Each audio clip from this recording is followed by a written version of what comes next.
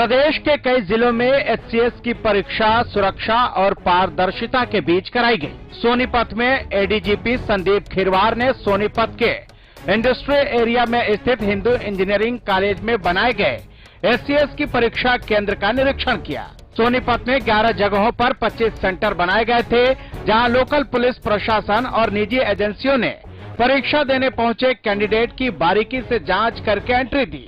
वहीं परीक्षा देने पहुंचे परीक्षार्थियों ने बताया कि यहां पर बैग मोबाइल जमा करने के लिए कोई व्यवस्था नहीं है। बैग जमा करने के नाम पर उनसे डबल पैसे वसूले जा रहे हैं। परीक्षार्थियों ने दूर परीक्षा केंद्र को लेकर भी नाराजगी जताई। सेंटर के अंदर जा रहा था, मैंने पुलिस प्रशासन को बोला कि सर मेरे को बैग जमा करना है, तो उनका एक नेगेटिव रिस्पॉन्स था। उन्होंने कहा प्रशासन का कोई समाधान नहीं है, तुम अपना बैग किसी भी दुकान के अंदर रखो, कहीं भी रखो।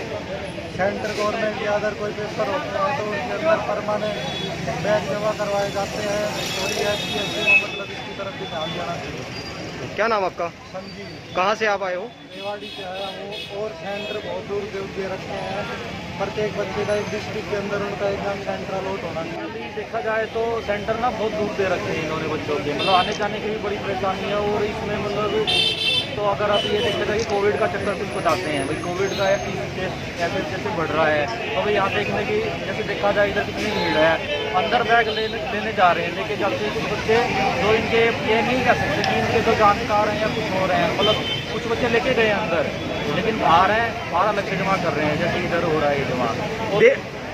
देख रहे हैं कि बैग पहले चरण में जमा कराया, फिर दोबारा दूसरे तरफ दोबारा ये बात नहीं है, दोबारा फिर से जमा करा रहे हैं। ये कह रहा है कि हाफ लेके ना आधे दिन का दोबारा फिर से जमा कराना पड़ेगा, दोबारा फिर लेके जाना पड़ेगा। 20 रुपए एक बार के ले रहे हैं, 20 रुपए 2 बार के ऐसे करके। वहीं एडीजीपी संदीप खिरवार ने कहा कि कुछ परीक्षार्थियों को पहले ही हिदायत दी गई थी कि जेवर और अन्य सामान लेकर न आए।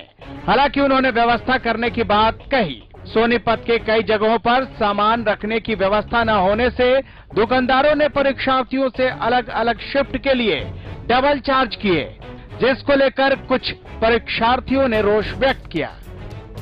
एडवाइजरीज दिए गए थे, कॉलेज के जो स्टूडेंट्स थे कैंडिडेट्स को उनको एडवाइजरीज दिए गए थे, क्योंकि हमने जो लर्निंग्स ली हैं उसके बारे में एडवाइजरी समय समय पर उनको दिए गए हैं कि आप क्या क्या चीज़ अलाउड है, क्या क्या चीज़ अलाउड नहीं है। कुछ रिस्पॉन्सिबिलिटी कैंडिडेट्स की भी है, यस हमारी भी रिस्पॉन्सिबिलिटी है, बट कुछ कैंडिडेट्स एक बार उनको इंटीमेशन दे दिया गया है, उसके बाद कुछ रिस्पॉन्सिबिलिटी उनकी भी है। सर पैसे तो ऐसी चीज़ है कि पैसे लेकर इतनी दूर से आदमी आता है, फिर पैसों को भी बाहर रखवाया जाता है। हम देखते हैं, अभी विल टेक एन अपडेट, कुछ ना कुछ का प्रबंध कर लेंगे, परंतु हमने एडवाइजरी सबको दी। करनाल में भी एचसीएस की लिखित परीक्षा के लिए 19 केंद्र बनाए गए थे। इस बार की एचसीएस परीक्षा के लिए हरियाणा सरकार ने दिव्यांग परीक्षार्थियों के लिए पहली बार गृह जिले में पेपर देने की पॉलिसी बनाई है। सरकार की इस नीति का दिव्यांग छात्रों ने जमकर सराहना की।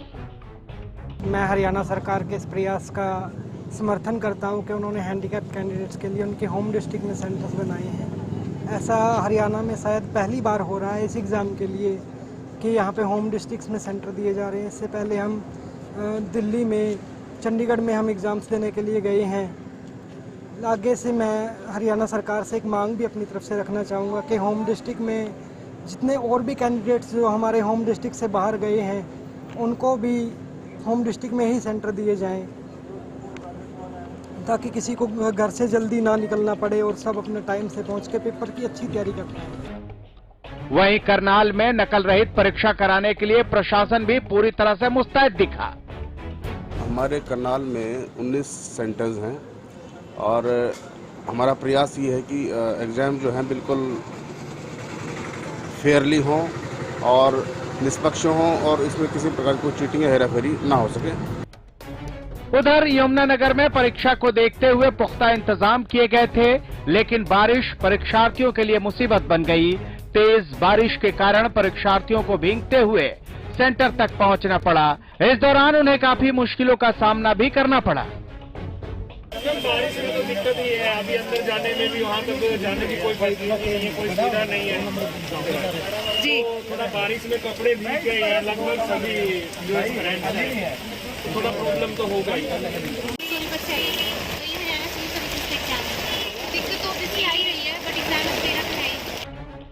वहीं सिरसा में HCS परीक्षा के लिए 32 सेंटर बनाए गए थे और हर सेंटर पर 240 परीक्षार्थियों के बैठने की व्यवस्था की गई।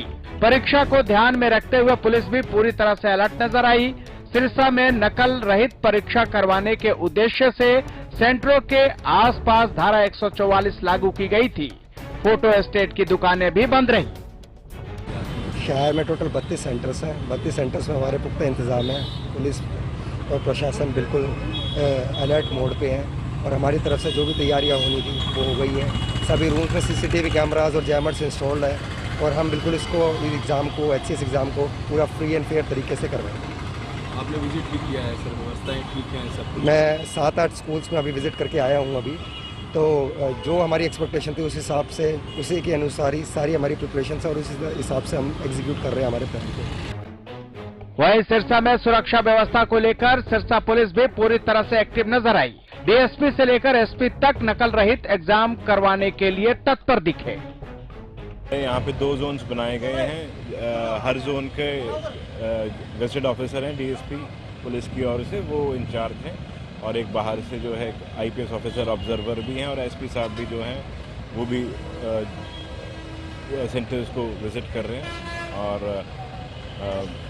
जो भी चेकिंग है, किसी को एक बार कोई अंदर चला गया तो उसके बाद एग्ज़ाम ख़त्म होने से पहले कोई बाहर नहीं आ सकता। तो जो भी गाइडलाइंस हैं वो सारी फॉलो की जा रही है। बता दें कि HCS की परीक्षा सुबह के सत्र में 10 से दोपहर 12 बजे तक और सायंकालीन सत्र में दोपहर 3 बजे से शाम 5 बजे तक ली गई। जिस तरह से कांस्टेबल भर्ती परीक्षा के दौरान पेपर लीक हुई थी, उसको देखते हुए इस बार प्रशासन पूरी तरह से अलर्ट रहा ताकि किसी तरह की कोई कोताही न हो। इस दौरान सुरक्षा के कड़े इंतजाम किए गए थे। हालांकि सेंटर दूर दिए जाने पर कुछ परीक्षार्थियों ने नाराजगी जरूर जताई, लेकिन दिव्यांग परीक्षार्थियों के सेंटर जिले में होने पर उन्होंने सरकार की सराहना की। Bureau report, Haryana news.